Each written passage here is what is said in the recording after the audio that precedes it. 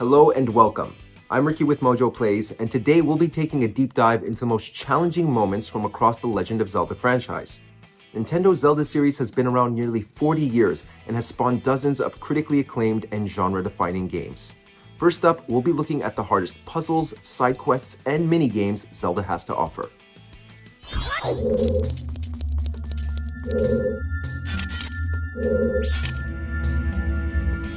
Welcome to MojoPlays, and today we're scratching our heads at the 10 hardest Zelda puzzles.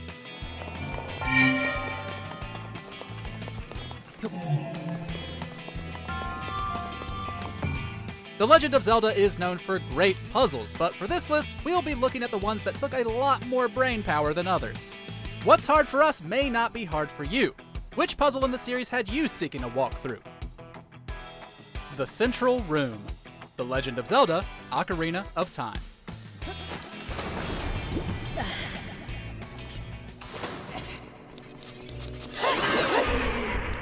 The Water Temple has been scaring gamers since the late 90s. While I think a lot of the hate it gets is overblown, it has a reputation for good reason. Many of the individual rooms found in this dungeon aren't too taxing, but what had players confused and endlessly wandering about was its central vertical room.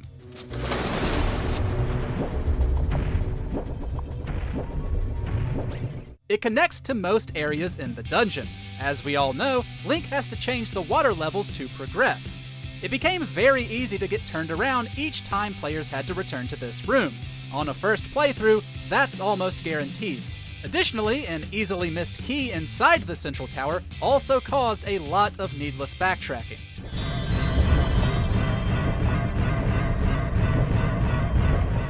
The Kao Roog Shrine.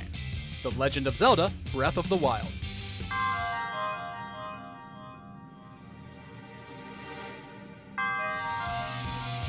With 120 shrines in the base game alone, there are puzzles that cater to every level of difficulty. For the Kao Roog Shrine, it's a severe lack of clarity that caused players to get stuck. When you enter, you can see there are 4 columns along the floor, with 5 slots each. You're meant to place a sphere into the correct slot for each column, and your only guidance is a sign that advises looking to the stars.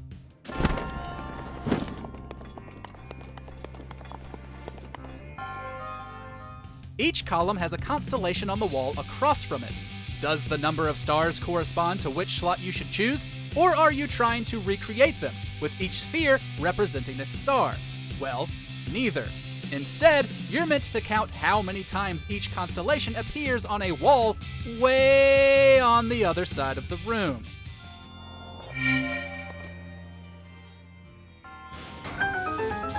Blocks on Ice. The Legend of Zelda, Twilight Princess.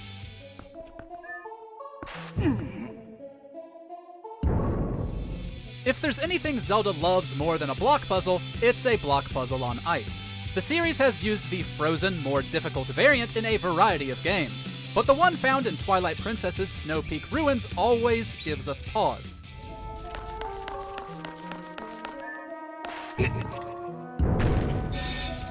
It's actually 2 puzzles in one. Getting a block on the first button is easy, but after earning the ball and chain, and therefore the ability to defreeze the third block, that's when things get tough. The second button is in the center of the icy floor, so you have to properly slide each block around until you can reach it. Of course, that's easier said than done with no traction.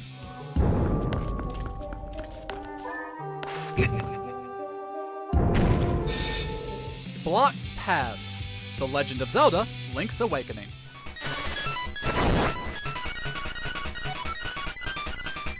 Many Zelda puzzles seem pretty tricky until that beautiful aha moment. Afterwards, the solution seems obvious. But that's enough of me trying to convince you that I'm not actually dumb or bad at these games. One of the ways in which the Turtle Rock dungeon from Link's Awakening challenges you is through navigation, like charting a proper path across lava or pits.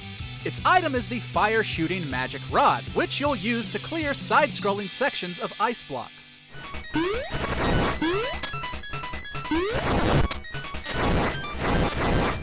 However, the magic rod shoots in a straight line, melting all blocks in its path.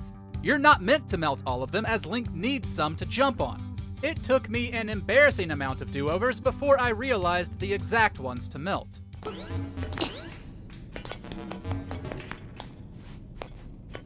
The Mirror Room, The Legend of Zelda, Majora's Mask.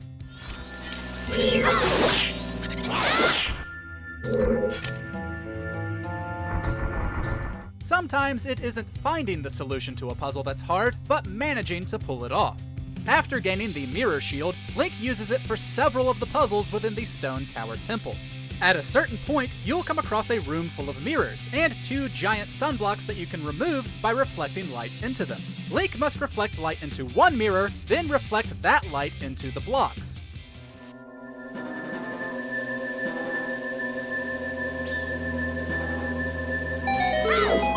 Unfortunately, lining up your beam is a little tricky, and the mirrors don't stay lit up for long. Adding to the frustration are the black bows, annoying little soup ball enemies that spawn in the room. Everything is just obnoxious enough to get you to lose your cool.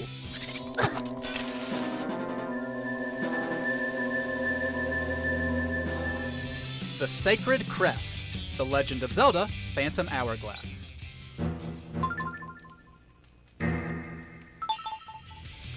The Sacred Crest is another instance of really vague instructions. Or maybe countless scores of players were just really bad at thinking outside the box. Every time Link visits the Temple of the Ocean King, which is a lot, he has to contend with several floors of obstacles, puzzles, and enemies. However, at the end of his 3rd visit, you'll find a plaque showing some islands and the Sacred Crest, which you're told to press against your sea chart. Simply interacting with it won't do, and we all wondered just how we were supposed to press our charts against the wall in-game. Except you don't. Link just has to pull up his sea chart while looking at the plaque, and you just have to close your DS, pressing them together.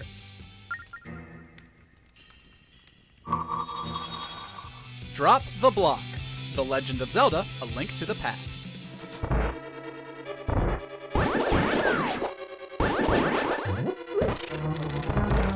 The Ice Palace from A Link to the Past is notoriously tough. That's mostly because the entire place is frozen over, with perfectly placed obstacles and enemies to make the most out of that frustration. However, one room features a challenging puzzle whose solution is actually so simple, it's maddening.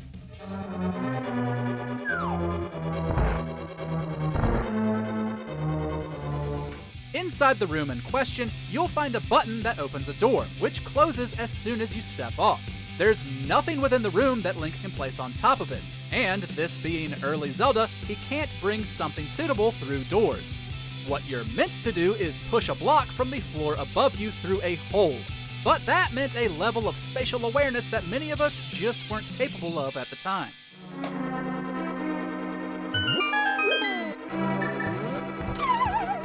Jabu Jabu's Belly, The Legend of Zelda, Oracle of Ages.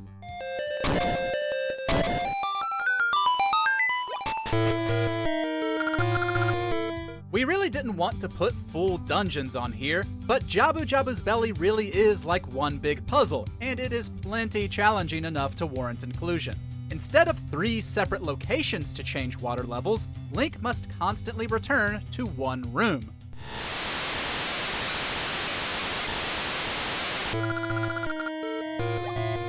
But since you won't know which water level you need for any given area, you'll be returning to this room a lot. Because everything is tied to this one area, it does feel like one giant, perplexing riddle. Keeping things on track, remembering which water levels you need and where to go, is a giant lesson in patience in the face of unbearable tedium. And yet, the Water Temple always gets the bad rap.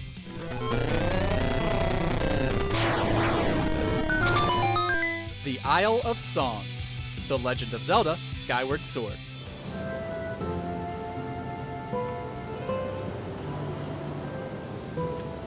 Across the series, Link gets tested an awful lot by the gods, and nowhere is that more true than in Skyward Sword. One of the tests left for him is the Isle of Songs. Here, he can learn new songs that will show him where to go next, but first, he'll have to make it inside.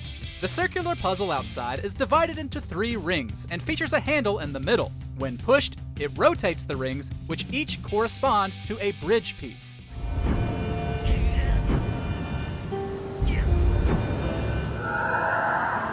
Next to the handle are 3 crystal switches that, when hit, raise and lower walls that can block your bridge pieces.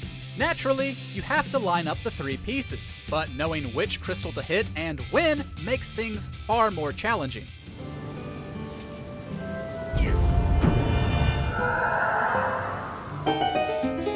The Sacred Grove's Guardians. The Legend of Zelda: Twilight Princess.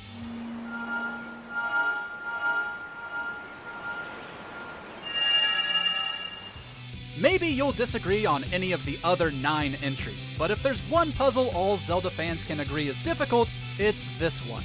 Before Link can obtain the Master Sword and revert back to his human form, he has to prove he's worthy by solving a puzzle. Across a grid of platforms, he must guide the Sacred Grove's Guardians back to their original squares.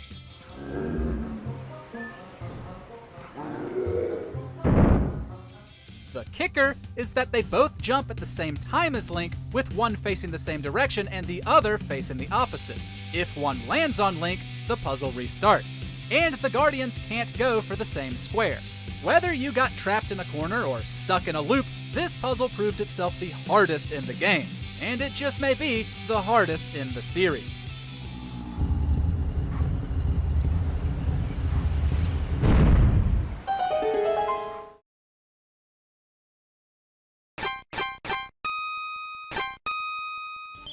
Welcome to MojoPlays, and today we're getting frustrated over the most difficult minigames within the Legend of Zelda series. Hooray! Yay! Shooting Galleries. The Legend of Zelda: Majora's Mask.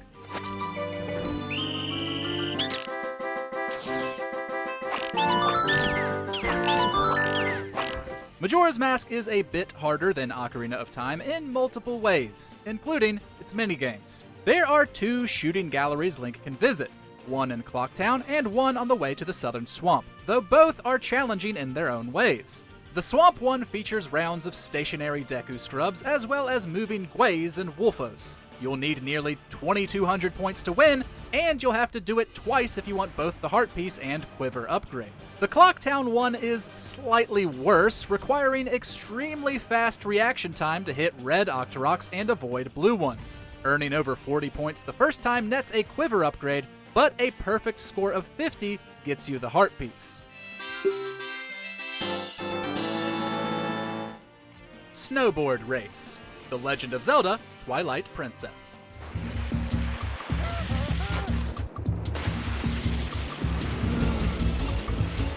After beating the Snow Peak Ruins dungeon, Link can challenge Yeto and Yetta to snowboard races down the mountainside. Yeto might push you over if you get too close, but beating him isn't too demanding. Yetta, on the other hand, will make you work extra hard for that piece of heart. She's much faster than her husband, and always takes the massive shortcut, which means you have to as well. The number of times Link went headfirst into chasms during our playthroughs is simply too high to count. Yetta may be adorable, and we're happy to have helped her, but this minigame makes us want to rip all her happiness away.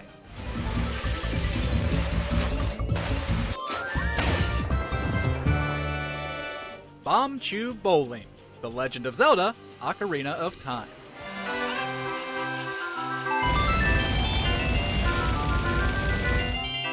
Ocarina of Time has some beloved minigames, but Bombchu Bowling sure isn't one of them. It features 3 rounds of trying to hit an exact target with a Bombchu. You have to take the fuse time of each Bombchu into account as the lane grows longer with each round. You also have to get the angle just right, otherwise the Bombchu will go right past the target. Adding to the frustration are obstacles like Kukos that can destroy the Bombchu instantly. As if the trial and error of the actual game wasn't bad enough, you also have no idea what prize you'll be going for until after you pay 30 rupees. Could be a coveted piece of heart, or just 10 bombs you can find anywhere.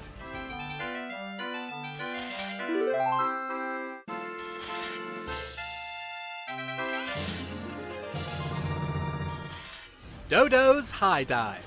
The Legend of Zelda: Skyward Sword.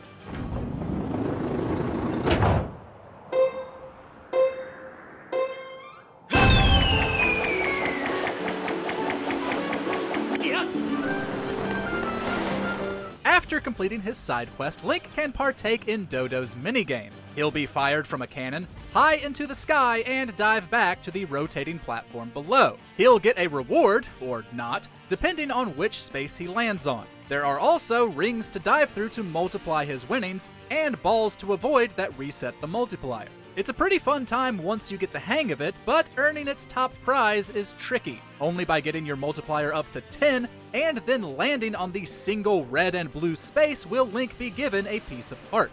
Even if you get the multiplier up, the platform spins quickly, so it'll probably take you more than a few tries.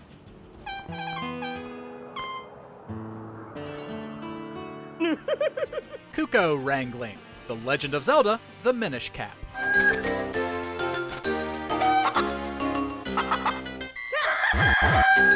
Kukos have been causing Link grief for decades, but we'd rather take on a whole chicken army than try to play this minigame again. In Hyrule Town, you'll find Anju, whose herd of Kukos has gone missing. She'll ask Link to track them down, which takes the form of a multi-phase minigame with a time limit. The first few rounds are easy, as the number you need to catch is low and you have plenty of time. But eventually, golden Kukos are introduced, which are much faster and can break free of Link's grasp. The Kukos also grow further spread out, requiring items like the Pegasus boots and flippers to reach them.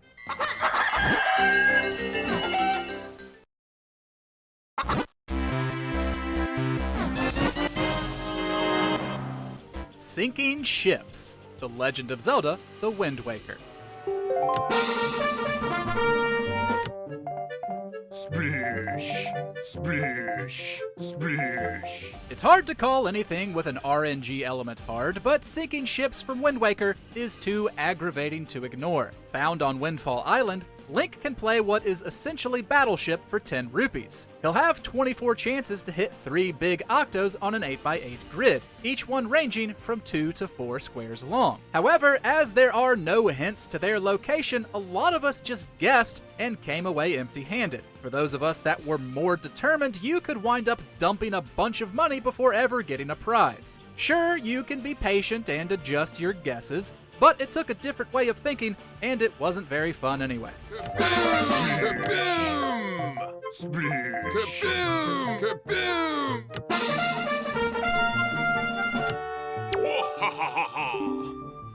Octoball Derby, The Legend of Zelda, A Link Between Worlds.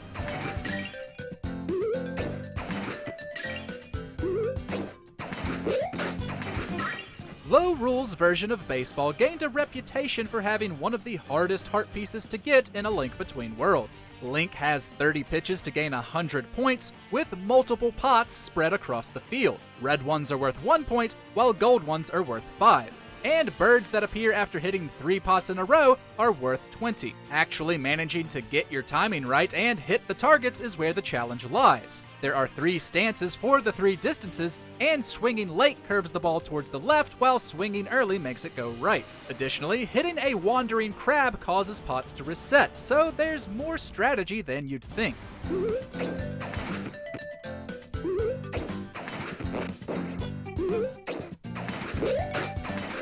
Mounted Archery, The Legend of Zelda, Breath of the Wild.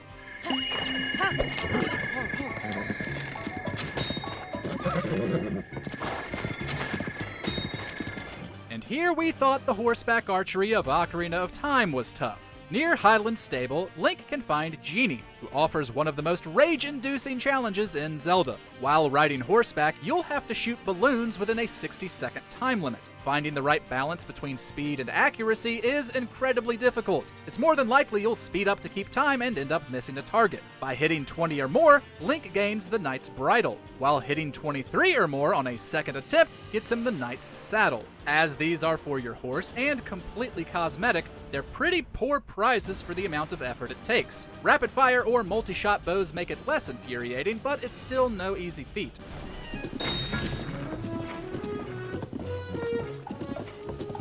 Roll Gold, The Legend of Zelda, Twilight Princess.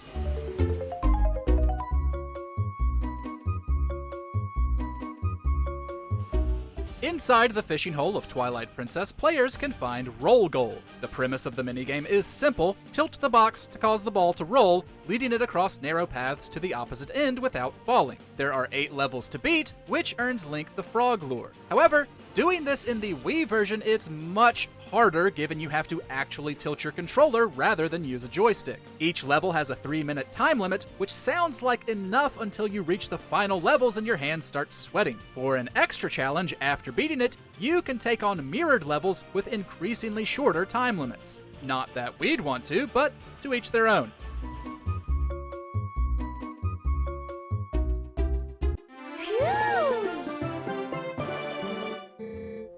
Goron Dancing, The Legend of Zelda, Oracle of Ages.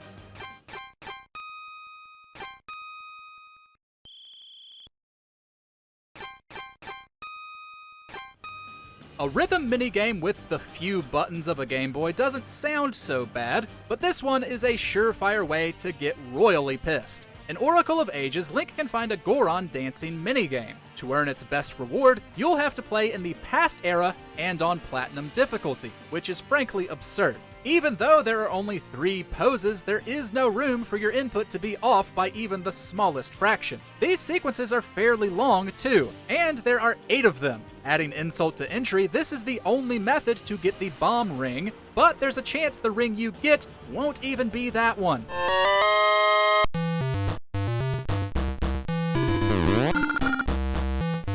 Which minigame's difficulty makes you never want to play it again?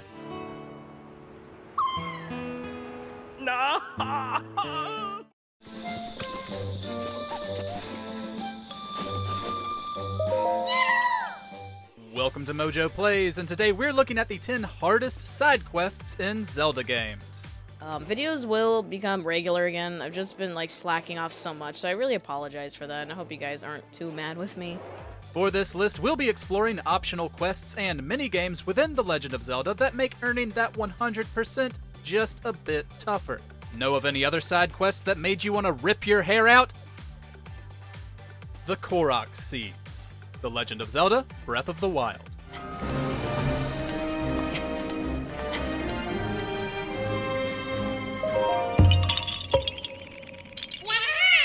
In multiple Zelda titles, Link can complete an optional quest by collecting many copies of one item. How many he must collect and what the item is varies from game to game. Over his long career as an adventurer, he's collected gold Skulltula tokens, rabbits, and the missing children of a giant octopus, among others. However, while most of those cap at 100 or lower, the Korok Seeds from Breath of the Wild reach the staggering amount of 900. Though obtaining a single seed can be as easy as solving a simple puzzle, finding all of them in a massive world is challenging to say the least. Like other games, the seeds still offer tiered awards, but as we know, finding all of them isn't worth it. Bombchu Bowling, The Legend of Zelda, Ocarina of Time.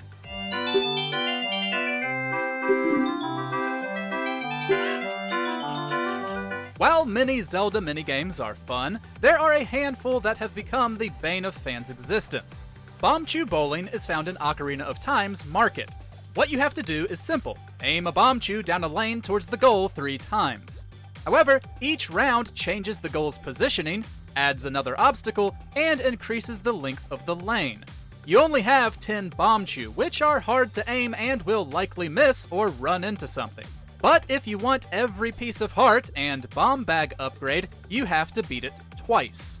Adding to the frustration is the 30 rupee price tag and the fact that you don't know which of the 5 prizes is on the line until after you've paid.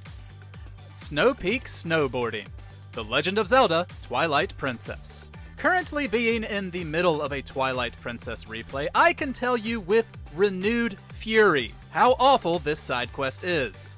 After completing the Snow Peak ruins, you can return to the area for a chance to race against Yeto and Yetta. Your race against the husband isn't too difficult, but the race against his wife is a test in keeping your cool. She's much faster than Yeto and will always take a massive shortcut. While you can slow her down with a sword hit, it doesn't help all that much. If you aren't going full speed at all times, she will pass you. The stiff and unwieldy controls guarantee at least a few crashes into walls and plunges off the side. All this for a piece of heart. Maple's Flight, The Legend of Zelda, Oracle of Ages, and The Legend of Zelda, Oracle of Seasons.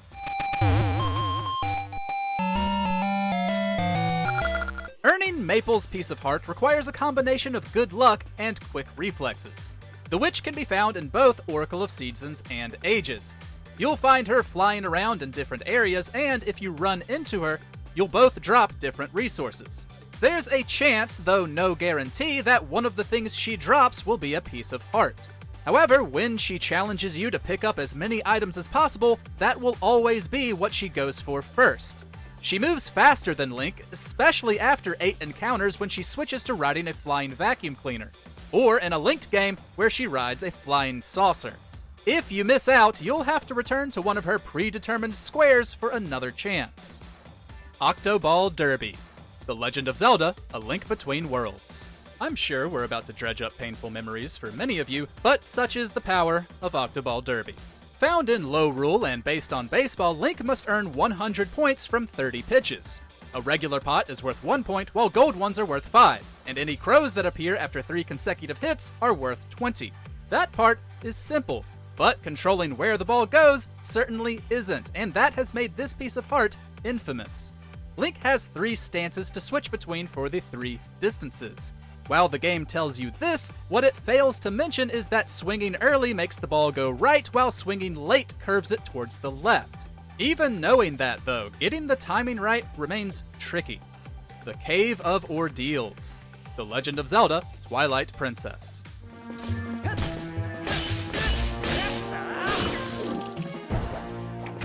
Combat in The Legend of Zelda is usually fairly easy to get the hang of. But when a game throws nearly 50 floors worth of enemies at you, it's only natural to get a little overwhelmed. Found in Twilight Princess's Gerudo Mesa, the Cave of Ordeals has Link descend through increasingly tougher groups of enemies. It will obviously be harder for you depending on when you decide to tackle it, and how many heart containers you have. If you don't go in there stocked with potions or fairies, you might be making an early exit. Even if you do have ample health, the sheer volume of fights is still a test of strength. Wind Waker features the similar Savage Labyrinth, but beating the game requires having completed half of it.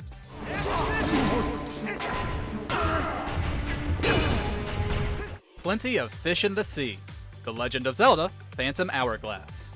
On Banon Island, Link earns the fishing rod by introducing the old Wayfarer to a woman he believes is a real mermaid. While a fishing rod isn't exactly the most exciting reward, actually using it is even less so. To continue this quest, Link must catch 3 common fish to earn a better lure from the old man. After returning again with the next rarest fish, the pesky rusty swordfish, you'll have one final catch to make, the Neptuna. After returning again with the next rarest fish, the pesky rusty swordfish, you'll have one final catch to make, the Neptuna. This fish rarely ever appears, and, like the rusty swordfish, can easily break off of your line.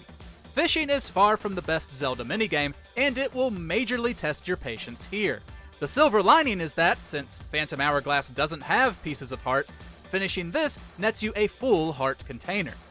Link's Big Poe Hunt, The Legend of Zelda, Ocarina of Time.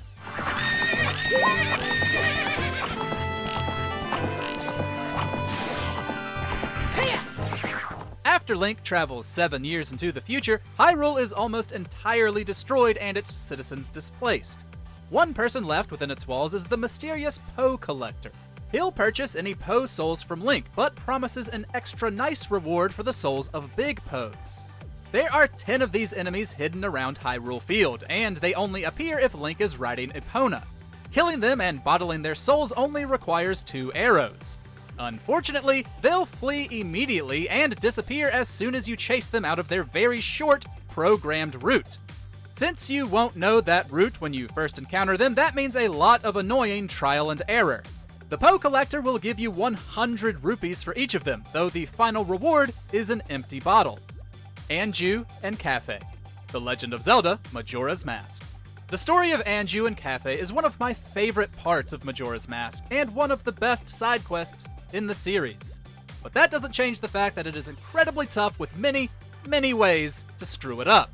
It brings in multiple NPCs, all of which must be interacted with correctly at different locations and at different times. While a big part of it is figuring out the when and where, some of its individual aspects, like Sakan's lair, are difficult on their own. When you factor in the game's 3-day time period, it adds another level of anxiety. If you miss an event or fail a section, there's no trying again. You'll just have to start your loop over. The Trial of the Sword. The Legend of Zelda: Breath of the Wild.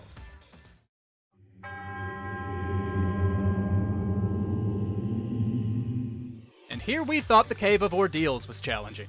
Found within the Master Trials DLC, the Trial of the Sword comes in 3 levels of difficulty. By completing each one, you can increase the power of the Master Sword. But that's a whole lot easier said than done, as each of the 3 sections takes away all armor, weapons, and resources, except for the Sheikah Slate. Only by collecting what you can do you stand a chance against the progressively tougher waves of enemies. The beginning trials comes with 12 floors, the middle with 16, and the final with 23. While they include resting spots with cooking pots, having to start empty-handed doesn't make them as useful. And you'll soon be cursing each and every enemy type.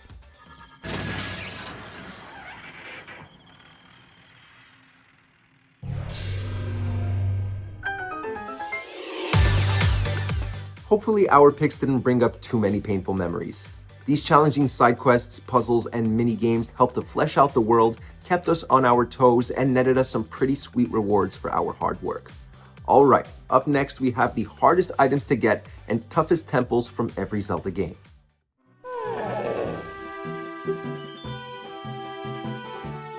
Welcome to MojoPlays, and today we're looking at items from The Legend of Zelda that take the most effort and patience to unlock. However, we won't be including any pieces of heart, nor any items from spin-off games.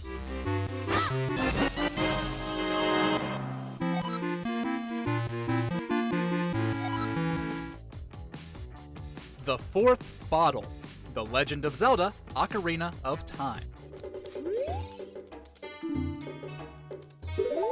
Ocarina of Time features 4 empty bottles to let Link carry around potions and other useful things. While the first 3 are easy to get, the 4th certainly isn't. There are 10 big Poes hidden around Hyrule Field. As soon as one appears, you'll have to give chase on Epona and shoot the ghost down before it vanishes.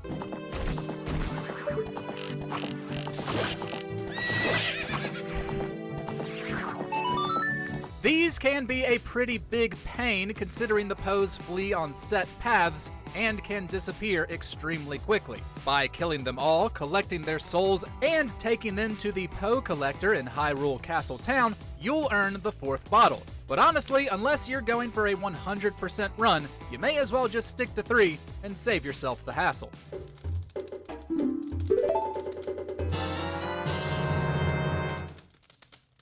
The Hylian Shield, The Legend of Zelda: Skyward Sword.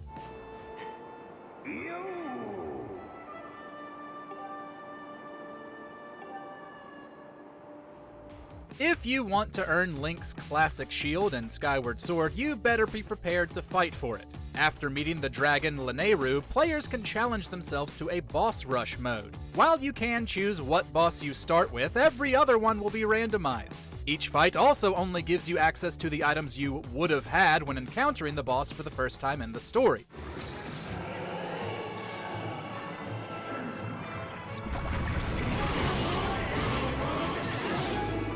And you can't take any bottled items like potions or fairies with you, making it a bit harder to heal. Although there are 12 possible rounds to get through, Link is given the Hylian Shield after beating 8 of them. Still, that many bosses in a row can prove tough.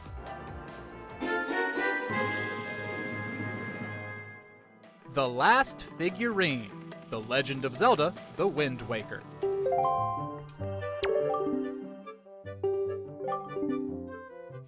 After reaching the Forest Haven in Wind Waker, players can take on one of the longest side quests in Zelda history.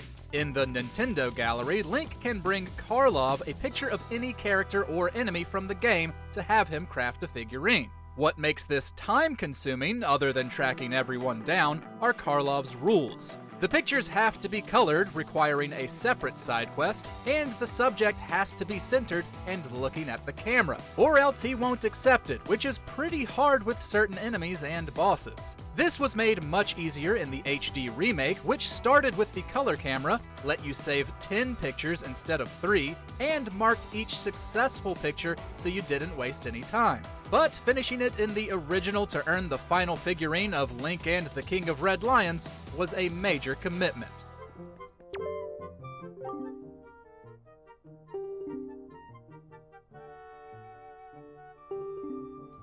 Ice Arrows, The Legend of Zelda, Ocarina of Time.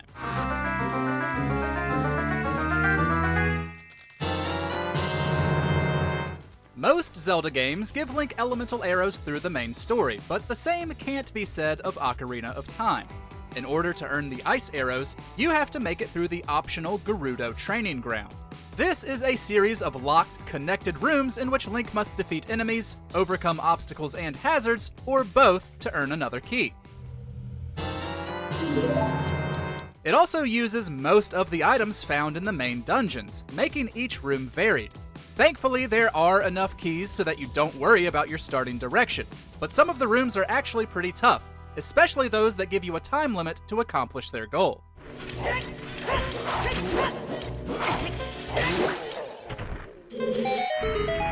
Master Cycle 0, The Legend of Zelda Breath of the Wild.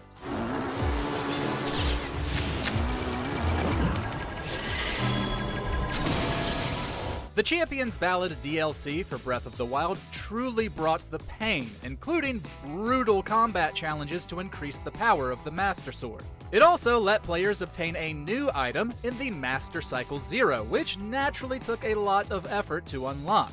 The story DLC saw Link complete 16 new shrines, 4 for each champion, and defeat a more challenging version of their area's boss, which also limited what items you had access to. You then had to complete a final trial, which ended in a fight against the surprisingly formidable Monk Maz Koshia, one of the toughest fights in the series, with 4 varied phases.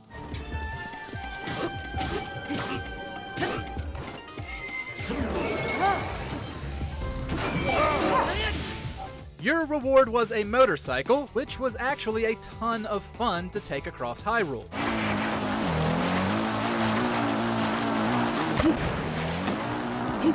Swordsman's Scrolls, The Legend of Zelda Spirit Tracks.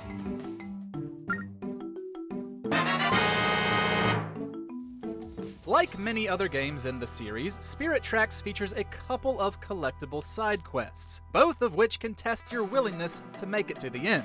Link is given a journal by Nico, which he can fill up with stamps on his travels. Stamp stations, of which there are 20, can be found in noteworthy areas, from villages to dungeons, and some are more well hidden than others. However, the more annoying quest is that of Rabbitland Rescue. Link must find and capture 50 rabbits hidden in the overworld, some of which can only be found by completing other quests. Both get you a Swordsman's Scroll. The one from the Stamp quest gives Link a great spin attack, while finishing the Rabbitland quest lets him shoot beams from his sword.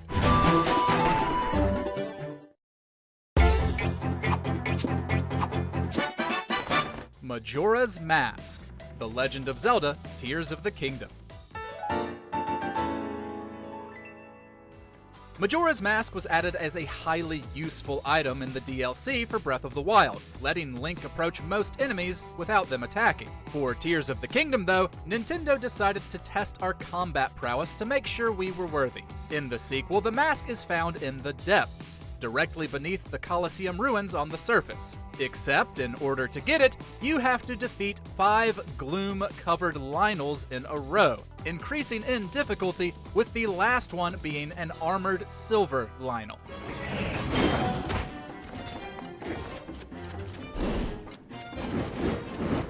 That would be hard normally, but the Gloom Affliction puts you even more on edge, especially if you haven't earned enough hearts or found better armor at this point.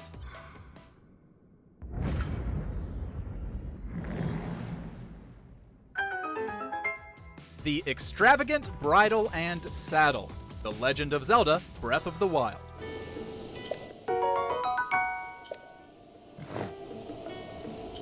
The horse riding minigames in Breath of the Wild are recipes for absolute fury. Trying to earn the knight's bridle and saddle from the mounted archery camp is definitely frustrating, yet hitting targets from horseback is surprisingly not as bad as trying to make it through Highland Stable's obstacle course. Players must spend 20 rupees to leap over 10 hurdles, which are spread out in a nearby plain, within a certain time limit to get the rewards.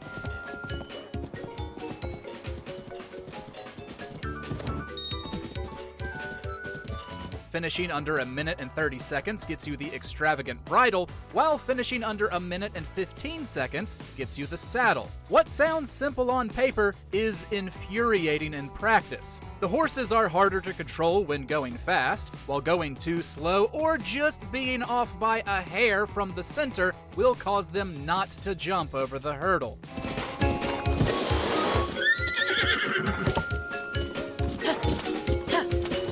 The Hammer, Zelda 2, The Adventure of Link.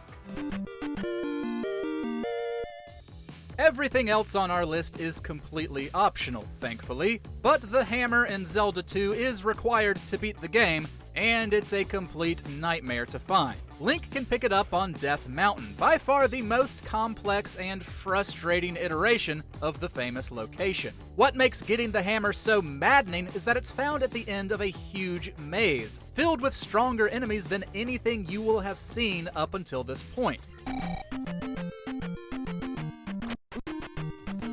And since you can venture here relatively early in the game, it has a reputation for being a huge difficulty spike.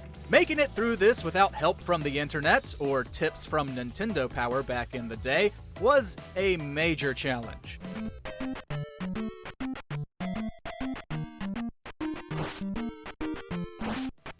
Light Ring L2, The Legend of Zelda Oracle of Ages.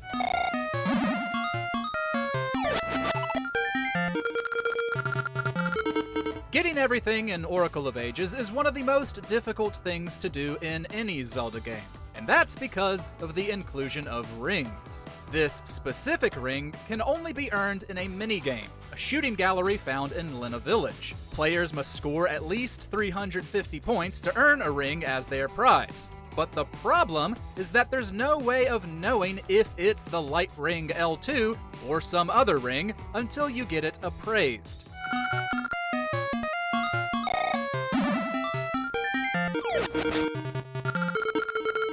This is the only way to earn this item, but it has less than a 5% chance of being the correct one. It's an upgrade of the previous L1 version and lets Link fire sword beams while still missing up to 3 hearts. But that benefit hardly seems worth the effort.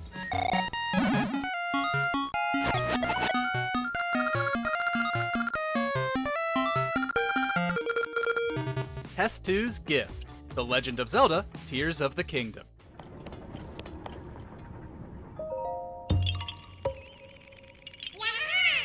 In Breath of the Wild, players could collect 900 Korok seeds to fully max out their inventory space, and receive the hilariously underwhelming reward of Hestu's Gift. Nintendo made things a bit more challenging in Tears of the Kingdom, with 1,000 seeds to collect this time. Quite frankly, that's ridiculous. There's a little more variety, especially with how you can build different vehicles to help some of them reach their friends, but that variety does add to the difficulty.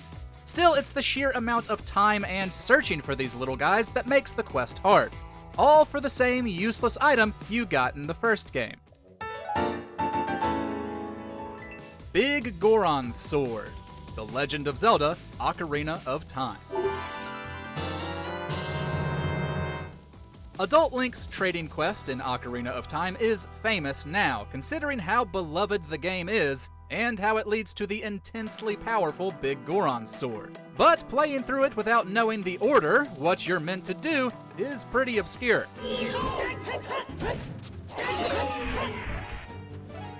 It starts in Kakariko Village, where the Cuckoo Lady gives Link an egg to wake up a heavy sleeper. Easy stuff. However, it isn't long before which person comes next or where they can be found will be beyond you. Things grow even harder with certain items that come with a time limit, as you'll have to rush across the kingdom since warping won't work. The weapon is certainly worth getting, but there's no denying this stressed us out back in the day.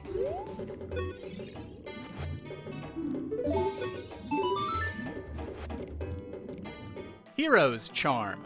The Legend of Zelda, The Wind Waker HD.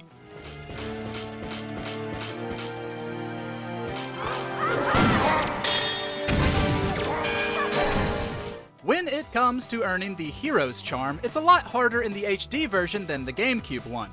In the original, Windfall Island teacher, Mrs. Marie, gives it to Link after he gives her 40 joy pendants. In the HD remaster, it's found at the end of the Savage Labyrinth. The fact that Joy is used for one method and Savage used for the other really sums up the difficulty spike.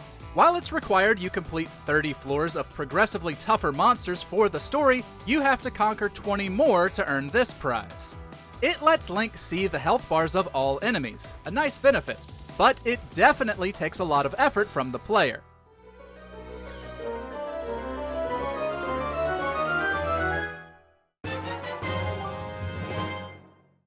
Tycoon Wallet. The Legend of Zelda, Skyward Sword.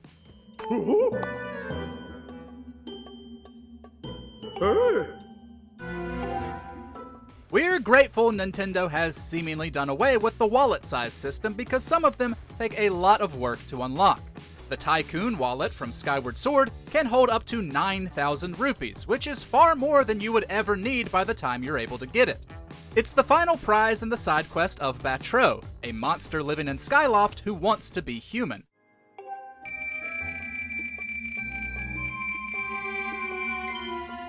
Scattered about on some sky islands, though more commonly earned in other side quests, are gratitude crystals, of which Batro needs all 80 before he can transform and therefore cough up the wallet.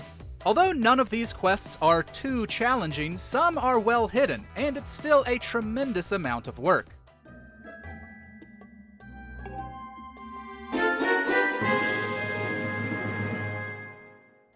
SuperNet. The Legend of Zelda, A Link Between Worlds.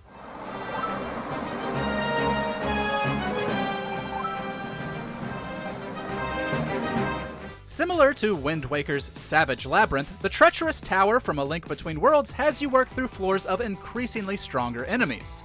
Only here, it's divided into 3 levels of difficulty and each one must be beaten to unlock the next. The advanced level comes with a staggering 50 floors and costs 300 rupees to enter. After beating it, you'll be gifted the Super Lamp.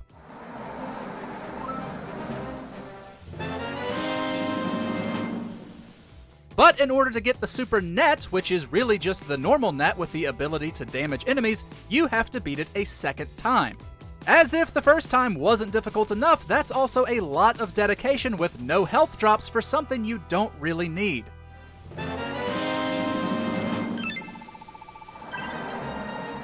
Hero of the Wild set and Ancient Heroes Aspect, The Legend of Zelda Breath of the Wild and Tears of the Kingdom.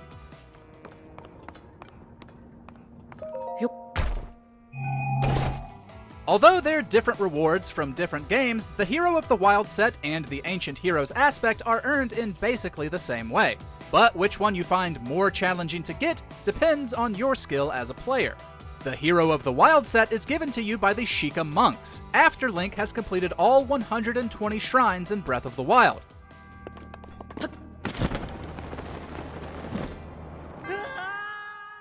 And the Ancient Heroes Aspect is earned after completing the 152 shrines in Tears of the Kingdom. Granted, some shrines are obviously harder than others, but because each of these rewards is locked behind something that requires a ton of time searching for and beating, they're some of the hardest rewards to earn in Zelda. The Fierce Deity Mask. The Legend of Zelda, Majora's Mask.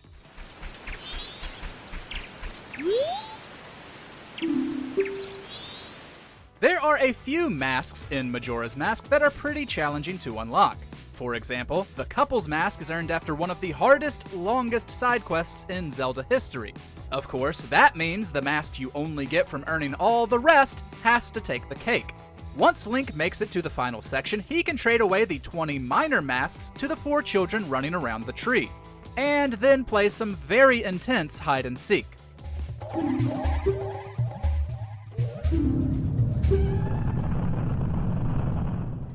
Only then will the child sitting under the tree gift him with the Fierce Deity mask.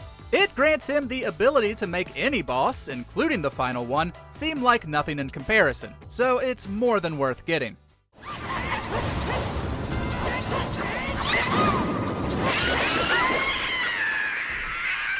Colossal Wallet. The Legend of Zelda, Twilight Princess HD.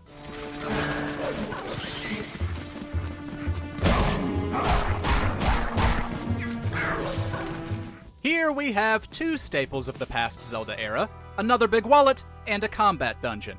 Only in the HD version of Twilight Princess can you get the Colossal Wallet, which can hold 9,999 rupees. By scanning this remaster's Wolf Link amiibo, you could access the Cave of Shadows, a 40-floor dungeon like those before it, but which had to be played as Link's alternate form.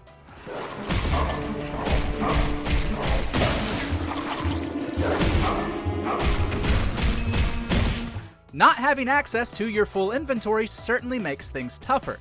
However, you have to gain wallets in order of increasing capacity.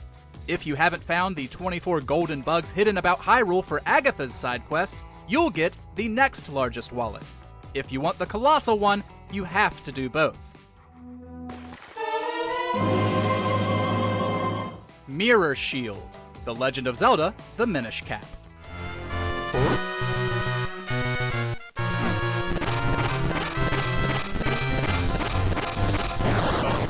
The Mirror Shield is usually earned late game, but Minish Cap took it a step further. For starters, you have to have already beaten the final boss. For another, it takes a series of obscure, hidden kinstone fusions to pull off. You start by fusing with one of the farmers in Eastern Hills, which causes a Goron digging by Lon Lon Ranch to break into a cave. In order to get him help, you have to fuse with 5 seemingly ordinary walls hidden in different caves. Doing all of that only gets you the last empty bottle. But afterward, fusing with one of the Gorons causes Big Goron to pop up in Vale Falls. After Link gives him his shield and waits 20 minutes, you finally get your just reward. The Bomber's Ring. The Legend of Zelda, Oracle of Ages.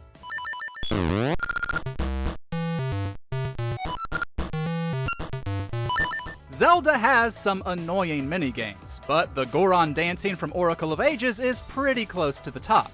Getting the rhythm right from the little bleeps and bloops is surprisingly challenging. You can find it in the present and the past, but the older era has the Bomber's Ring, which lets Link place 2 bombs at once. There are 3 skill levels to choose from, Platinum being the hardest. That means getting every single note and pause perfect in some rather drawn-out sequences.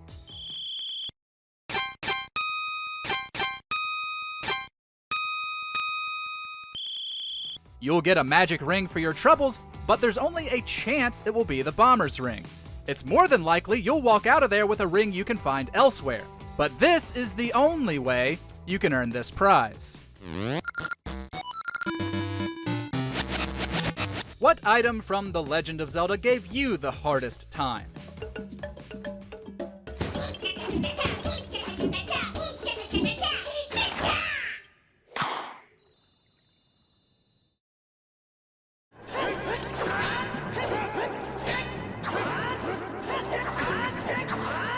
Welcome to MojoPlays. Today we'll be looking at the hardest temple from every Zelda game.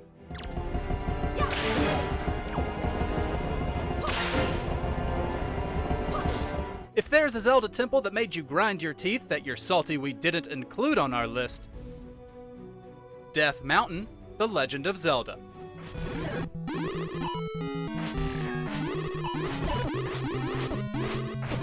With a name like that, it certainly isn't going to be a walk in the park. Sometimes referred to as Level 9, Death Mountain is an enormous skull-shaped dungeon and the final level in the game, where players must defeat Ganon.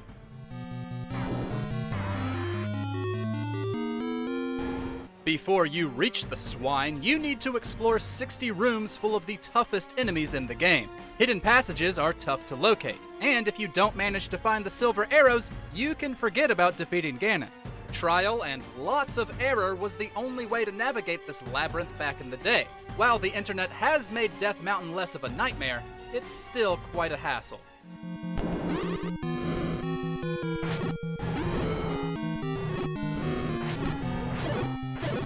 Great Palace, Zelda 2, The Adventure of Link.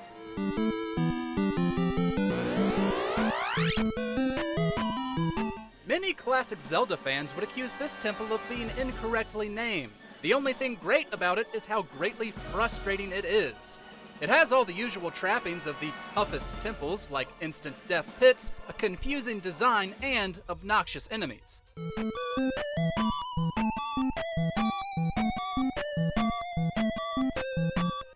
Then there's the Thunderbird, which can only be defeated using a spell obtained through an obscure method. And, to top it all off, the final boss is Link's shadowy doppelganger, which will imitate your moves, making for a relentless fight that pretty much requires cheap tactics in order to win. Oh, and also, if you get a game over, you're sent back to the very beginning of the temple and lose the XP of your current level. Great. Man, NES games are hard.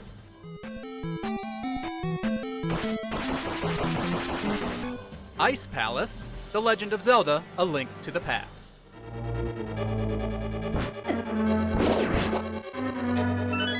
This Dark World dungeon is the toughest for a plethora of reasons. Some of its enemies can only be defeated by certain weapons, there are a ton of block puzzles as well, and the entire layout can be difficult to wrap your head around. But all these issues are compounded by the fact that most of the floors in it are covered in ice, making your footing very unstable.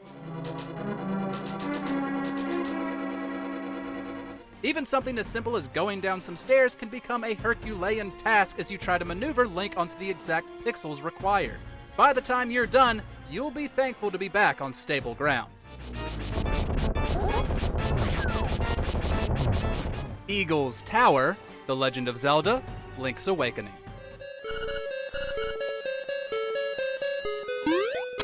You'll need to soar where eagles dare to complete this temple. Even reaching Eagle's Tower is a chore, and the inside is just as torturous. There are pits aplenty to be found, as well as a ton of puzzles and traps, all of which makes navigation difficult. The most annoying of these obstacles involves knocking down large pillars with large iron balls.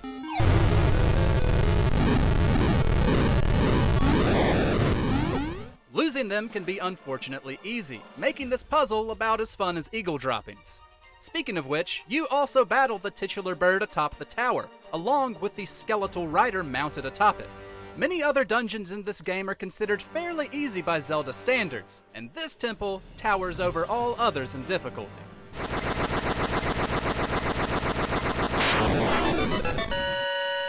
Water Temple, The Legend of Zelda, Ocarina of Time.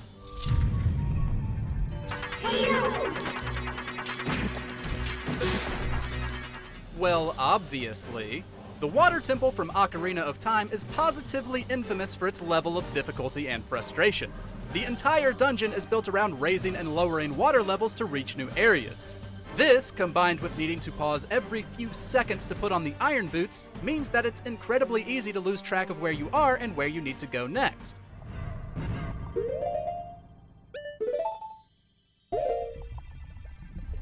While the remake has alleviated these issues somewhat, the original game ensured that the Water Temple's reputation as a confusing, laborious maze has remained for decades. Oh, and you also have to fight Dark Link again, too.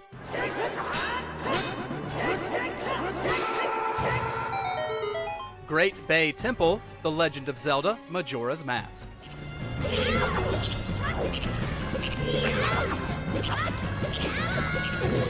Yeah, they didn't learn their lesson about manipulating water, did they? The Great Bay Temple's central mechanic involves changing the direction water flows in the temple. However, even color-coding the pipes doesn't make it any easier to figure out which way it goes or what to do next.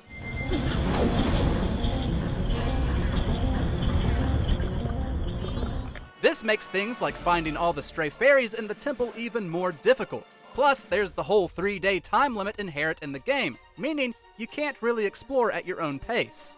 The boss monster, the fish Georg, is easily frustrating too, particularly if you can't figure out its weakness or it keeps grabbing you.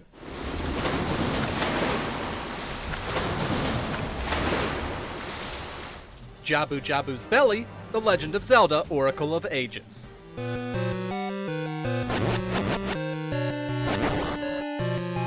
Yet another water dungeon, Jabu Jabu's Belly has the same central issue that the others do, changing the way water in the temple works.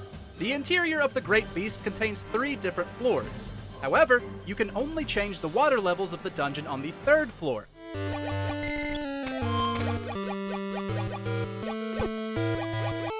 This means you'll be backtracking frequently to complete all the puzzles, and with how slowly you swim in this game, it'll take you a long time. Unless you've got a guide or walkthrough handy, Jabu Jabu's Belly is bound to give even the most patient gamer a stomach ache.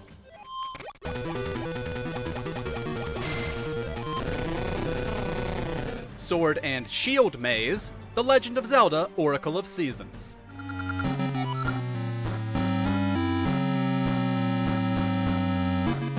Fire and ice dungeons can both be troublesome to deal with, but the Sword and Shield Maze combines both themes into one aggravating package. The floors of the ice section, shaped like a shield, are slick and will leave you struggling to find your feet.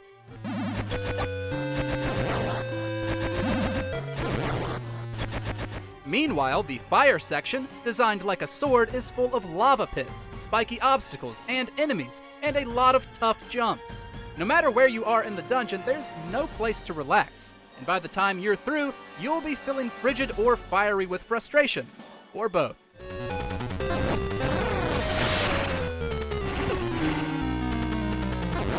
Wind Temple, The Legend of Zelda, The Wind Waker.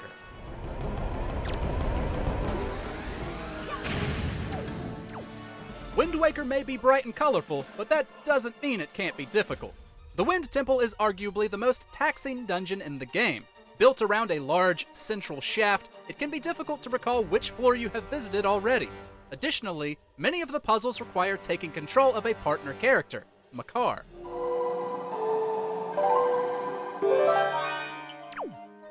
Some enemies can snatch the little Korok away, making you backtrack to locate him. There are also some obtuse solutions to puzzles, and other design choices that don't feel as intuitive as other dungeons. While there are certainly breezes in the Wind Temple, it's anything but a breeze.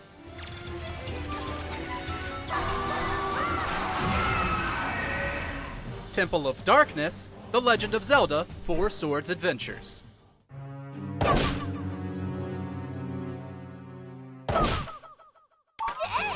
The last section of the Dark World, the Temple of Darkness lives up to its name.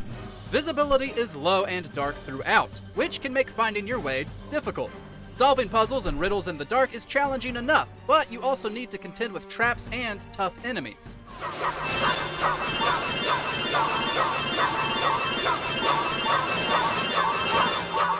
Plus, if you're playing with more than one player, and 4 Swords Adventures allows up to 4, keeping track of both yourself and your buddies can make the Temple of Darkness a gloomy time for all involved.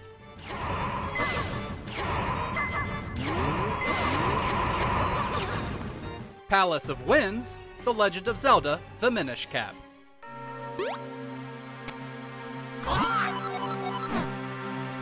Wind mechanics can make for some of the most difficult temples, as we've seen already.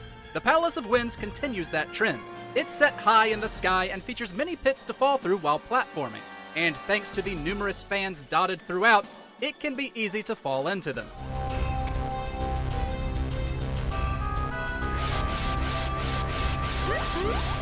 While navigating these pitfalls, Link also has to contend with powerful enemies like Dark Nuts, Wizrobes, and Ball and Chain soldiers.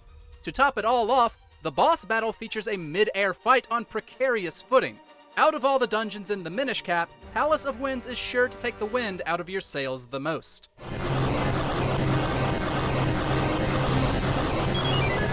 City in the Sky, The Legend of Zelda, Twilight Princess.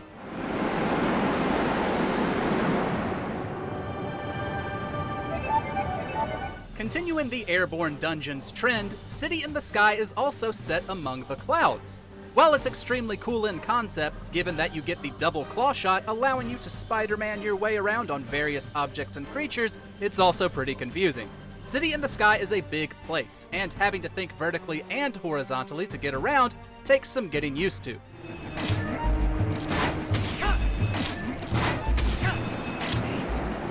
This is particularly demanding in the boss fight against a huge armored dragon. But the toughest thing about this dungeon is resisting the urge to run from those human-faced chicken people. Ugh, creepy.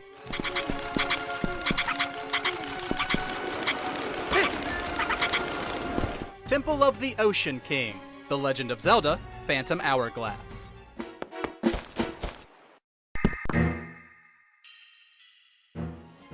Man, I hate this place.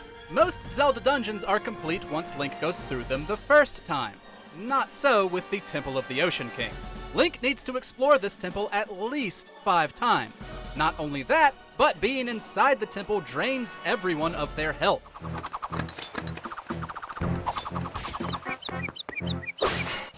While the game's titular item, the Phantom Hourglass, lets you stay in for longer and longer times without taking damage, and thus exploring more of it, it's still a huge pain every time. Each time, you have to deal with more obnoxious puzzles and enemies. And did we mention there's a stealth element? If you get hit by one of these enemies, you have to start your floor over. It's like they combined every annoying dungeon mechanic into one location.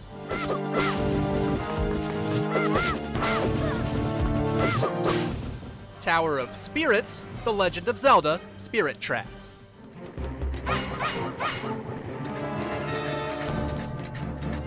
Like the previous entry, the Tower of Spirits is a centralized dungeon that must be revisited several times throughout the game. It does feature some improvements, like being able to skip over previously played sections and using new items to progress further into it. However, it has its own issues.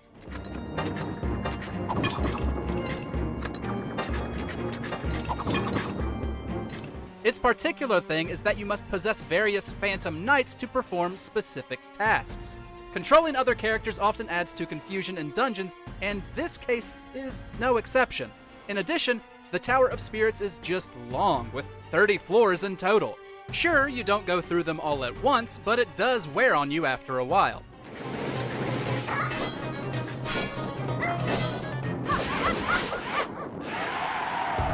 Sky Keep, The Legend of Zelda, Skyward Sword.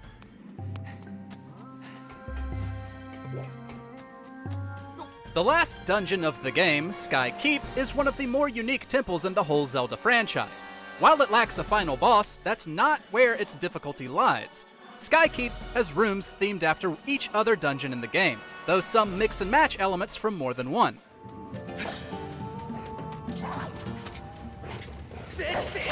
While it will certainly test your knowledge of everything in the game that came before, it's less the content of the rooms and more what the rooms are built around. You see, in order to navigate between them, the entire dungeon essentially functions as a massive sliding puzzle. Sure, you can complete the rooms in any order, but it's still maddeningly easy to lose your way.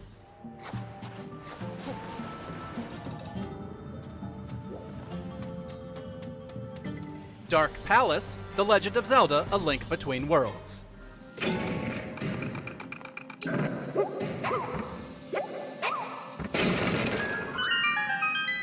While not the only temple on our list themed after darkness, Dark Palace truly runs with the concept and jumps into a pit. The dungeon has precious little light, forcing you to carry your own. Except, many rooms require going without light to get clues or methods to progress.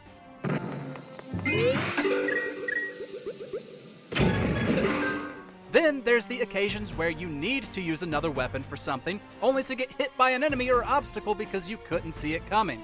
To some degree, Dark Palace is like walking a tightrope in the dark with spikes underneath you. Possible, but by no means fun.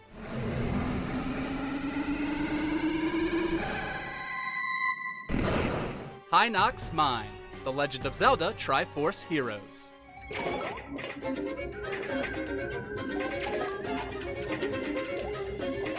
Triforce Heroes isn't the most popular Zelda title, but those who have played it know the frustration of the Hinox Mine.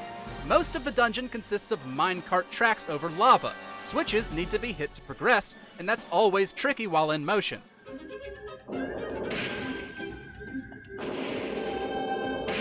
Timing is key, and not everybody is so gifted in that area. This is particularly obvious when playing in co-op mode with other players, as the difficulties of the Hinox mine can be either made easier or more difficult depending on the skill level of your partners.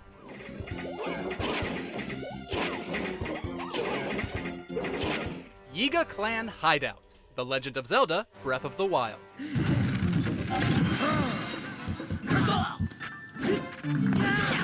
Most of Breath of the Wild's dungeons are fairly easy and straightforward, likely because of the open-world nature of the game and how you've been taught to use its physics-based mechanics. It makes going to any one of them first a simple matter. However, that's what makes the Yiga Clan hideout so difficult by comparison. It's essentially an extended stealth sequence, in which Link must sneak past the guards to reach the final area and the boss. However, that's easier said than done. A single hit from any of the big Yiga guards will cause a game over and force you to restart the entire hideout. If you're as stealthy as a Hinox, be prepared for pain.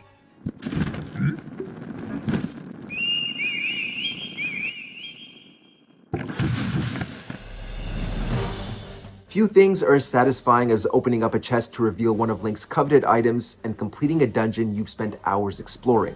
It truly gives the players a sense of accomplishment and joy, and it's why fans keep coming back for more. Last, but certainly not least, are our picks for the hardest boss battles across the Zelda series, as well as the most challenging Zelda games to complete. Cut him down.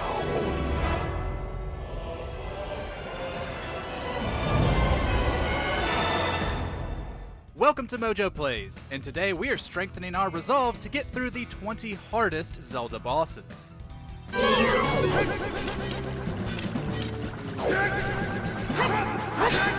For this list, we'll be looking at the most challenging boss fights found in the Legend of Zelda series.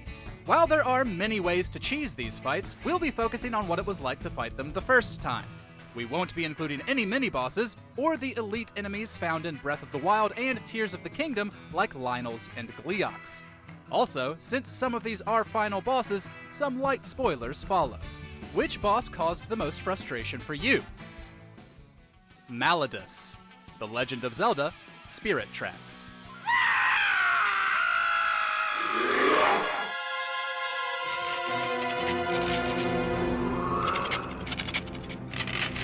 Part of what makes the final boss in Spirit Tracks hard to deal with is having to fight a couple of bosses beforehand. But Malladus himself can also be tricky when it comes to timing things properly. He covers your arena in massive fireballs, which you must deflect as blocking them will still hurt you.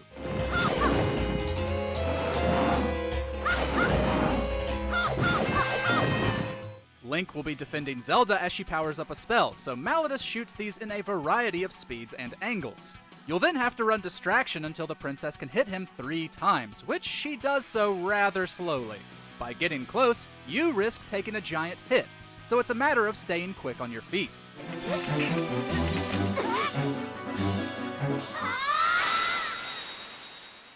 Gleeok, The Legend of Zelda.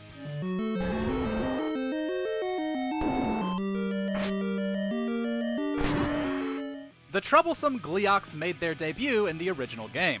Link first fights the dragon in the 4th dungeon. Both its heads shoot fireballs, which you cannot block, and once you destroy one head, it floats around continuing the attack until Gleeok is finished. It's not so bad, until you fight it again later.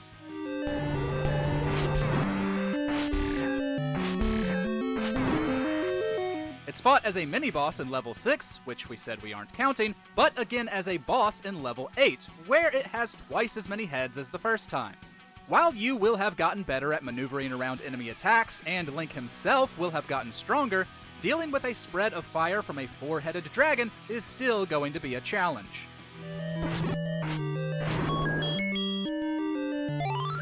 The Imprisoned, The Legend of Zelda, Skyward Sword.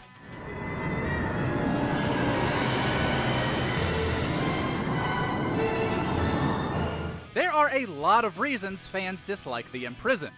Even if it wasn't a bit tough, it would still be a chore. Your first fight against it is pretty straightforward. stab its gross, squishy toes to make it fall, then attack the ceiling spike in its head. Unfortunately, Link fights it another 2 times.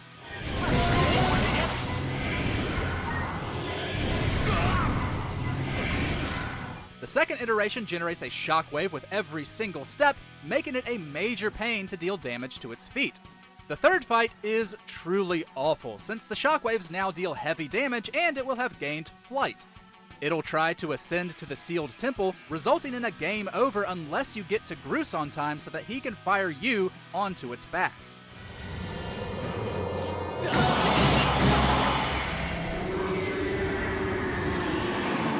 Mothula, The Legend of Zelda, A Link to the Past.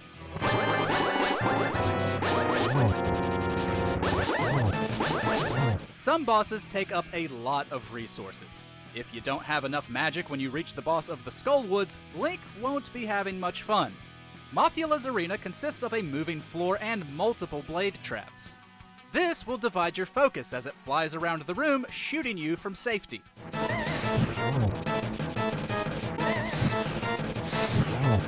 You're naturally meant to use the dungeon's signature item, the Fire Rod. But if you haven't upgraded the magic meter and don't have any way to restore magic during the fight, you'll have to rely on the sword. And that's not nearly as effective. Even with enough magic, the stress-inducing arena makes Mothula one tricky foe.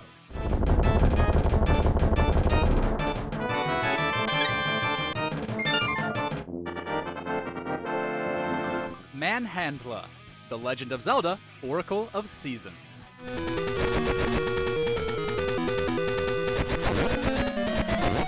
Sort of like a combo of the Mothula and Gleeok fights, Manhandla from Oracle of Seasons litters the screen with fireballs and is fought on a moving floor. Link must use the boomerang to hurt each of the plant-like heads, but they can only be damaged if their mouths are open, i.e., when they're hurling up a fireball.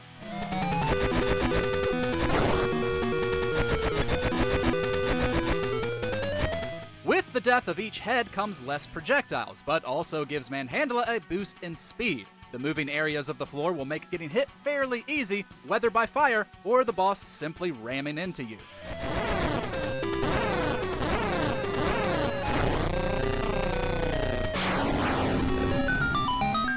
Dark Link, Zelda 2, The Adventure of Link.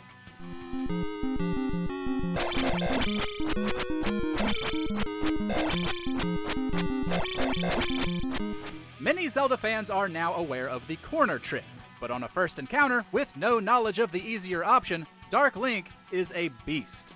As the very last challenge in an already challenging game, Link's shadow mimics his fighting style. That means you can't really suss out a pattern. Instead, you'll have to rely on timing your attacks and blocks properly, like you've hopefully been learning to across the game.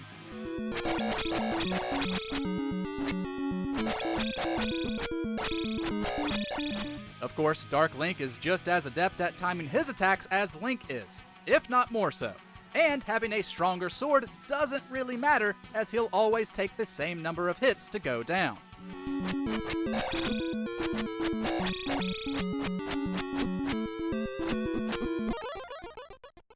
Ganondorf, The Legend of Zelda, Twilight Princess.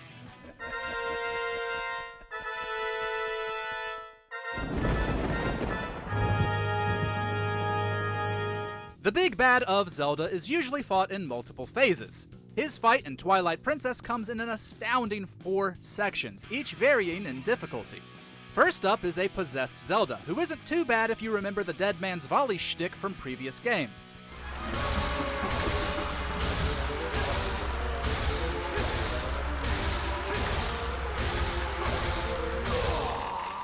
His beast form is harder as he teleports and forces you to be Wolf Link to stop his rampage. But the second half is clearly the more challenging. It can be tough to deal with him on horseback since Zelda isn't great at lining up her shots. The one-on-one duel that follows showcases his immense strength should he land a hit, which he probably will.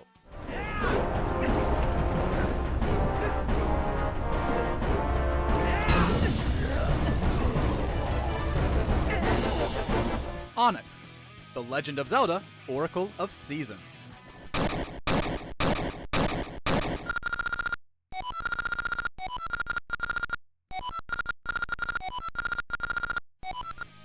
of Seasons is a bit more combat heavy than its Ages counterpart, and the main villain, General Onyx, is actually more imposing than his heavily armored appearance would already have you believe.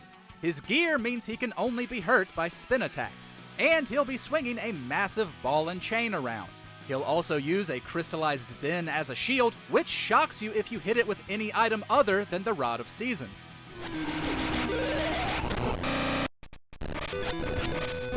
That's actually the easier part, however, as Onyx will transform into a dragon for the final phase. Jumping on his claws to reach the gem in his head while avoiding his attacks will definitely add tension if it wasn't there already.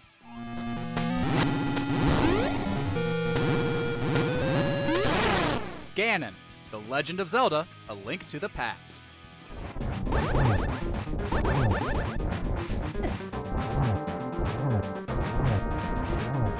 Since he's the main villain, Ganon usually brings the heat during any of his boss fights. Link faces off against him after foiling the plans of his magical alter ego, Aghanim. He'll teleport around the arena, flinging his spinning trident to provide a wide area of damage.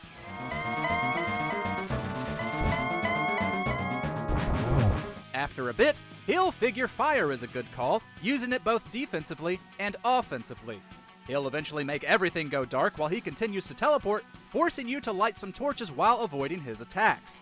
If that wasn't bad enough, he destroys the arena's border. One misstep, and Link falls from the fight, meaning you'll have to start the process all over.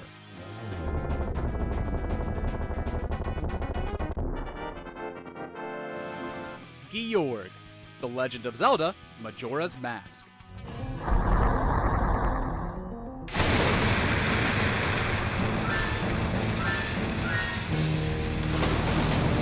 The Great Bay Temple is already complex, and then you have to deal with this horrid thing. The giant fish, Georg, will hide in the water until it's ready to ram the central platform in an attempt to knock Link in. You have to shoot from afar to stun it, dive in as Zora Link, and use his electrical barrier to deal damage.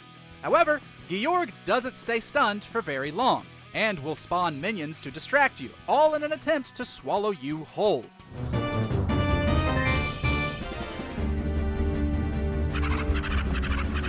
This fight was made much worse in the 3DS remake, by adding another phase in which Link must knock a spiked ball into Georg's mouth as it inhales. Needing to hit it at the right angle and time made this a nightmare.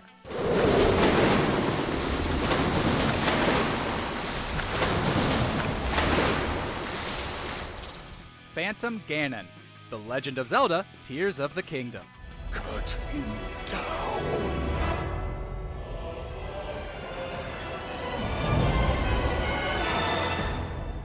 Phantom Ganon has been a steadfast minion/creation of the villain in several games, but we believe his most intimidating and powerful version is his newest.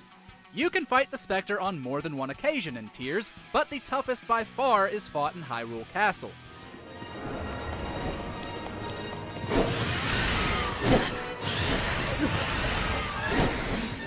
Teleportation is a staple of both him and Ganon, but here there are also multiple copies to deal with at once.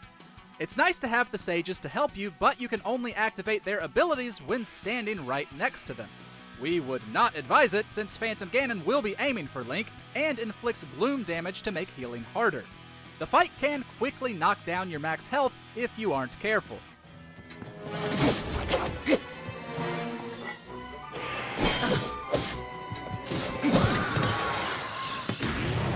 Demise, The Legend of Zelda, Skyward Sword.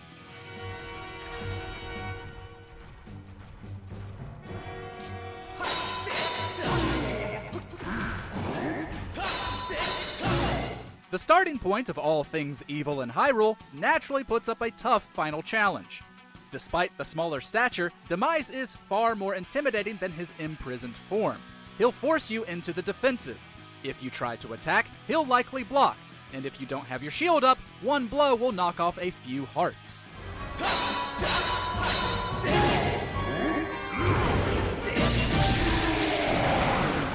Afterwards, he'll make timing your attacks even more important as he charges his sword with lightning. This also gives him projectiles, putting you in danger whether you're near him or not. It's a good thing you can also supercharge your weapon, Otherwise, that would be pretty unfair.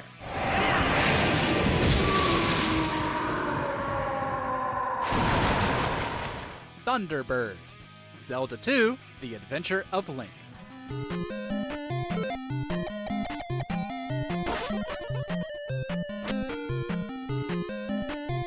Right before Link faces a dark version of himself in Zelda 2, he has to contend with the Thunderbird. First, you have to use the Thunder spell before you can even hit it, which takes a big chunk of magic.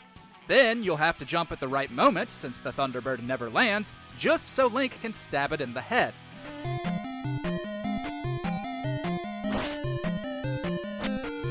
Making this much easier said than done is the constant stream of fireballs flowing from its beak. Being able to jump, deal damage, and avoid getting hit takes the utmost perfect timing. It's incredibly unlikely you'll get out of it without taking at least a few hits.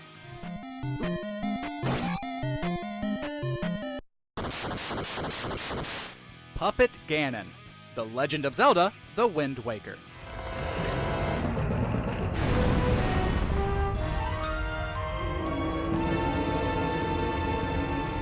This marionette monster may appear right before the final boss, but it's definitely the bigger threat. Puppet Ganon is another boss who's tough because it comes in multiple phases. For his first form, Link must use the boomerang to cut its strings while it slams its fists down. But the boss is so giant, your boomerang might not reach.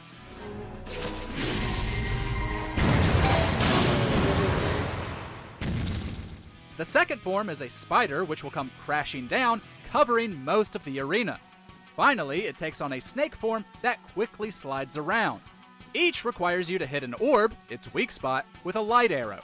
But they also have their own features that make landing a hit frustrating, especially that last one.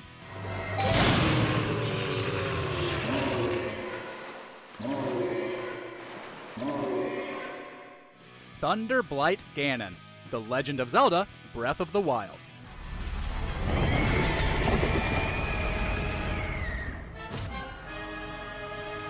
Of all the Blight bosses in Breath of the Wild, the one found in Divine Beast Va Naboris is undeniably the hardest.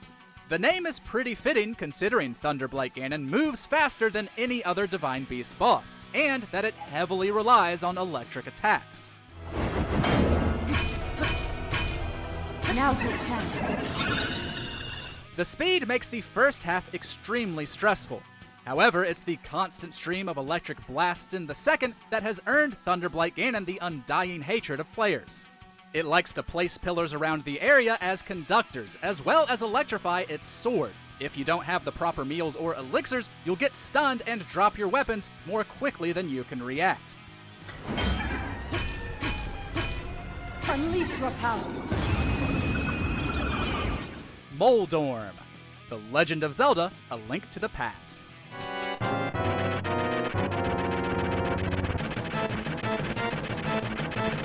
It's tradition now for players to groan whenever they get to the Tower of Hera, knowing this annoying worm waits for them at the end. The fight itself is actually quite simple. All Moldorm does is slither around the arena. The weak spot on its tail is even obvious because Nintendo knew it wouldn't matter. The arena itself is the biggest issue. Link will be pushed back if he comes into contact with Moldorm, or hits anything other than the tail. Every time you get pushed off, which once is more than enough in our opinion, you have to climb back up and start the fight over. The whole process is exceptionally aggravating.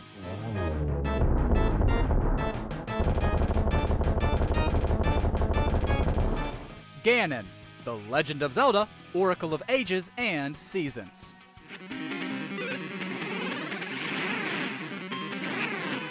Warning, flashing lights ahead. If you combine both your save files from Oracle of Ages and Seasons, you get the true ending in addition to another difficult bout with Ganon. He's been made a bit harder than other appearances due to the fact that you have to fight Twinrova first. Like many others, this Ganon teleports and shoots fireballs in every which way, but he can also stun you by hitting the ground, leaving you open to the strong charge shot that follows.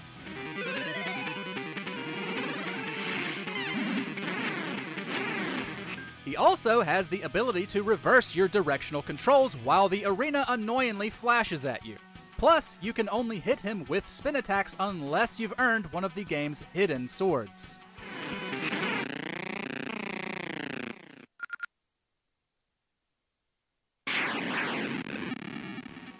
Vaati, The Legend of Zelda, the Minish Cap.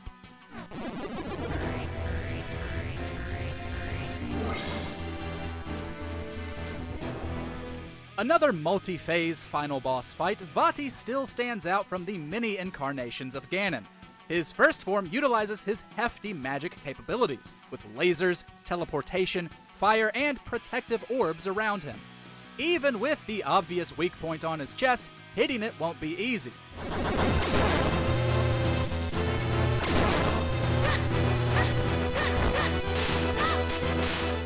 Vaati Transfigured knows the importance of taking away your safe spaces, with hazards and damage filling the area on top of his heavy fortification.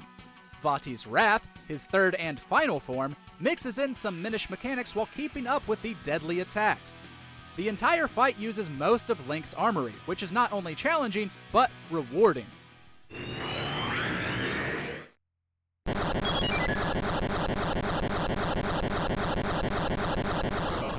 Monk Maz Koshia, The Legend of Zelda, Breath of the Wild.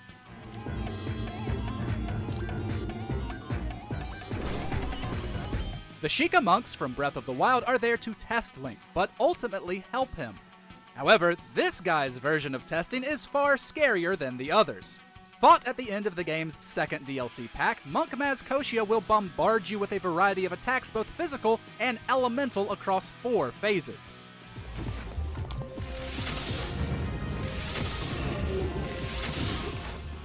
He's around as fast as Thunderblight Ganon, but can also make many copies of himself.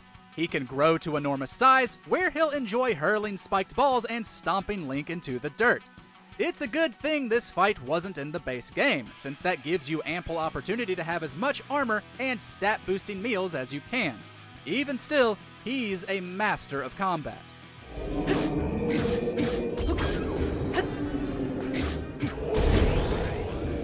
Ganondorf, The Legend of Zelda, Tears of the Kingdom.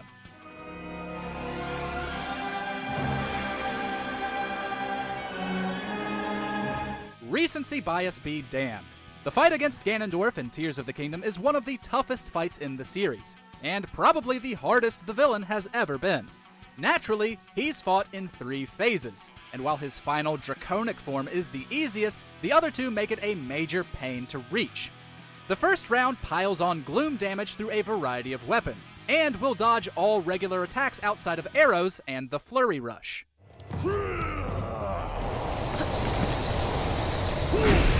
He'll summon phantoms during the second phase, which surprisingly isn't the worst part. He'll also bypass gloom, instead dealing permanent damage, and cover the area in literal evil energy. He's fast, strong, and pissed off, giving you only small windows to not be at the other end of his wrath.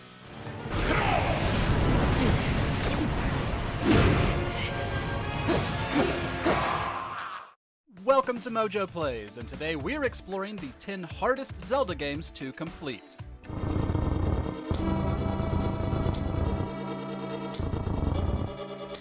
We've already looked at the longest Zelda games to complete based on player averages, but for this list, we'll be looking at the entries that are the most difficult to earn that 100% in. Which Zelda game gave you the hardest time? The Legend of Zelda, Ocarina of Time.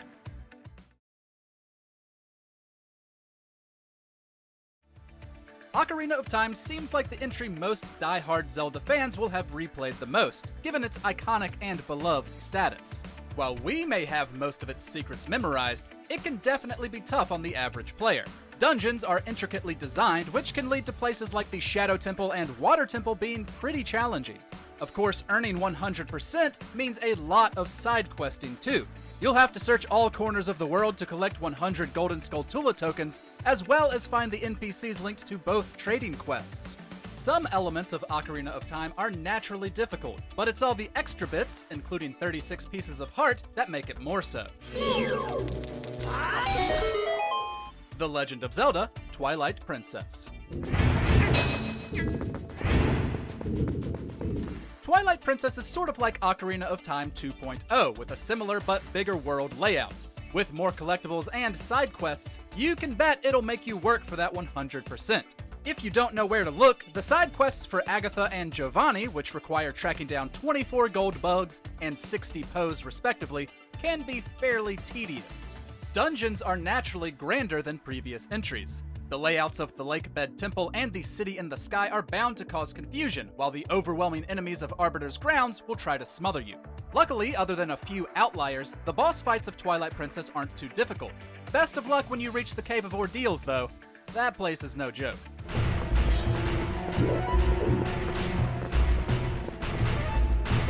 The Legend of Zelda: The Wind Waker.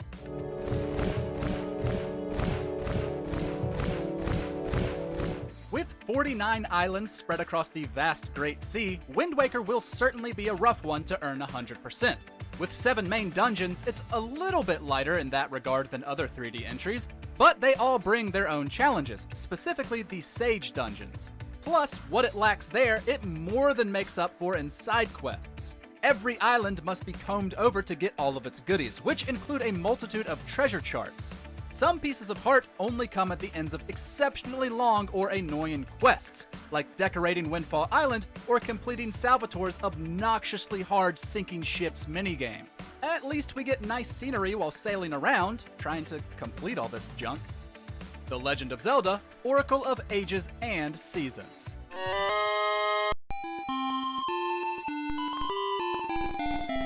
Normally, we'd keep these games separate, but as we're talking about the hardest games to 100%, we can't actually do that here. Earning everything in Capcom's duology requires beating both games, as you'll only get the true final boss by doing so.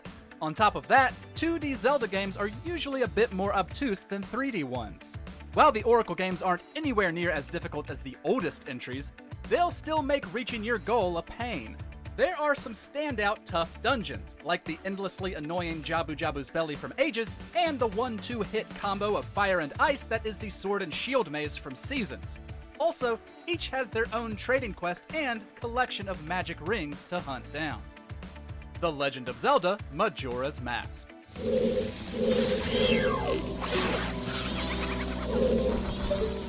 Majora's Mask has fewer dungeons than most games in the series. And yet, those dungeons are some of the hardest in the franchise. The verticality of the Snowhead Temple, the confusing layout of the Great Bay Temple, and the nature of flipping the Stone Tower Temple upside down will all cause you frustration. Then you have the side quests that make up half the game, all of which require completing specific events on specific days at specific times and locations. If you miss something, too bad, and better luck next time. Majora's Mask has gained a strong cult following over the years and is a favorite here at MojoPlays. But if someone isn't into it, we can't say we blame them. The Legend of Zelda: A Link to the Past.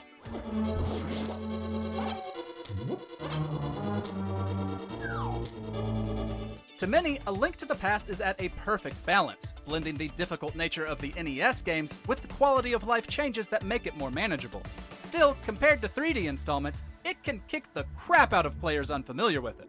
While older games naturally don't have as many side quests, meaning less time to 100%, they are significantly harder, especially when it comes to dungeons. Skull Woods confuses with multiple entrances, the Ice Palace enrages through slippery floors, and Ganon's Tower is a massive gauntlet of enemies and obstacles. It's a good thing the story is straightforward and simple, because almost nothing else is. The Legend of Zelda: Link's Awakening.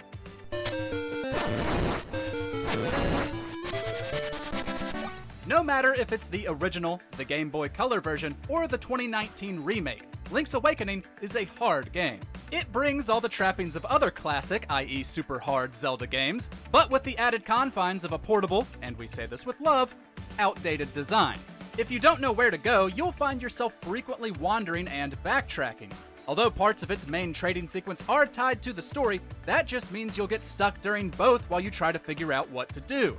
Other side quests and minigames won't stress you out too much more than those in the other games, but getting everything in this one is still taxing.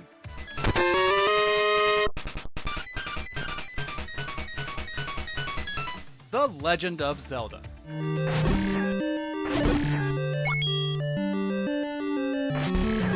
Surprise! An NES game is hard. But seriously, going into the original game without the know-how or a guide will take some serious dedication.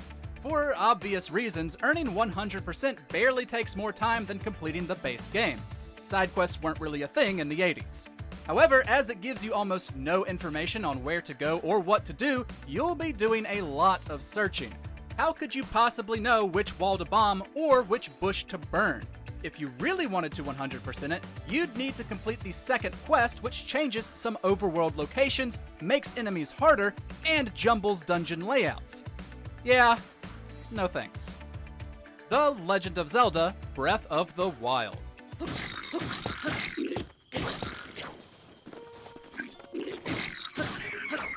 As the entry that far and away takes the longest amount of time to 100%, you can bet Breath of the Wild will be a significant challenge.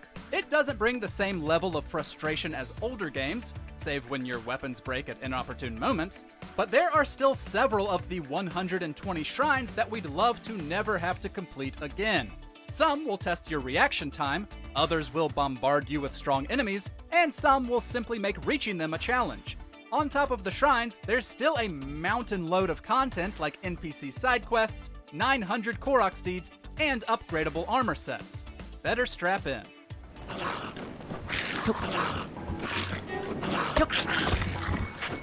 Zelda 2: The Adventure of Link.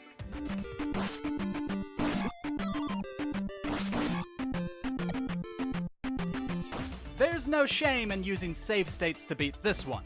Zelda 2: The Adventure of Link is one of the most difficult games on the NES, let alone in the Zelda series. Often seen as the black sheep entry, it seems most fans tend not to like it. Although, with a difficulty level this high, we can understand why. Just like the original, there isn't much to earning 100% outside of the main story. However, enemies will legitimately gun for your demise, especially those you come across in any of its incredibly tough and labyrinthine dungeons. Dying, which you will do a lot of, will drop your current experience to 0 and place you all the way back at the North Castle unless you're inside the final dungeon. It's enough to drive you mad.